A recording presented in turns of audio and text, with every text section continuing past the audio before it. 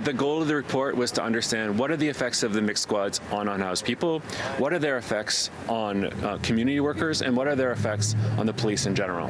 A Montreal report overseen by Concordia University professor Ted Rutland concludes that police partnered with health and social workers is an extension of repression rather than innovation. The report criticizes what are called mixed squads. This is when police are teamed up with health and social workers to engage the homeless population.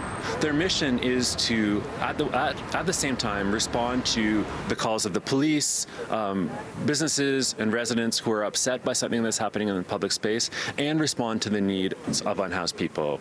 And so that's a different mission from the police in general. But what we see on the ground is that you can't actually combine those two missions very well. They're going to serve primarily the interests of people who want unhoused people to not be there anymore. The analysis in the report was based on interviews with 38 outreach workers. Mixed squads have been described as social innovation and a shift away from police repression.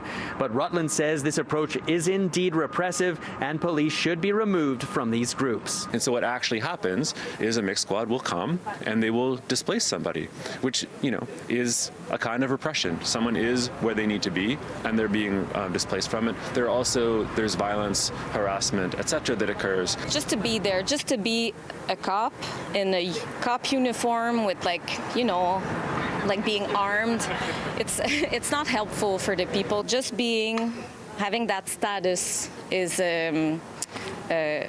nuisible for the people that are homeless. In written statements, both the City of Montreal and the SPVM said that they have not had time to analyze the report. The SPVM did not want to comment further, but the City of Montreal explained that there are situations that require police officers in mixed groups.